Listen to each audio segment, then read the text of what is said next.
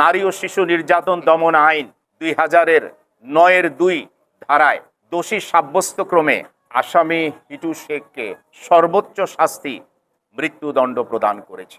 স্বাধীন বিচার ব্যবস্থায় যুগান্তকারী রায়ের মাধ্যমে বিজ্ঞ বিচারিক আদালত আসামি হিটু শেখকে দৃষ্টান্তমূলক শাস্তি প্রদান করেছে। সকলেই অবহিত, এই মামলার যে অভিযুক্তদের বিরুদ্ধে, বিশেষ করে আসামি হিটু শেখের বিরুদ্ধে একজন 8 বৎসর বয়সী নাবালিকাকে ধর্ষণ এবং ফলশ্রুতিতে তার মৃত্যু, যা কিনা দেশব্যাপী এবং বহির্বিশ্বে আলোড়ন সৃষ্টি করেছে। সারা দেশের মানুষ প্রতিবাদের ঝড় তুলেছেন, দৃষ্টান্তমূলক শাস্তি চেয়েছেন।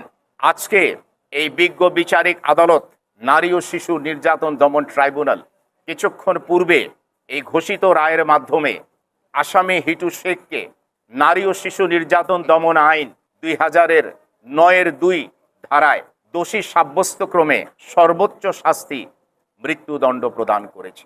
এবং এই মামলায় অপরাপর যারা সাক্ষী ছিলেন, অভিযুক্ত যারা ছিলেন, যাদের বিরুদ্ধে পেনাল কোডের সেকশন 506-এর সেকেন্ড পার্ট এবং সেকশন 201-এর অধীনে চার্জ গঠন করা হয়েছিল, তাদেরকে খালাস প্রদান করেছেন।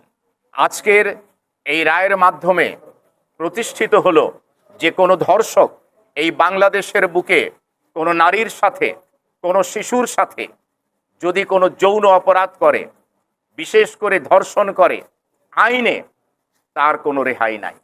এবং সেই ক্ষেত্রে আমরা এই মামলাটি অতি স্বল্প সময়ের মধ্যে সমাপ্ত করতে পেরেছি সকলের সহযোগিতায়। এই মামলার পরিচালনাকারী learned public prosecutor mister Mohammad Monirul Islam Mukul, আমার পাশে যিনি দাঁড়িয়ে আছেন, তিনি অক্লান্ত পরিশ্রম করেছেন এই মামলাটি পরিচালনার কার্যে।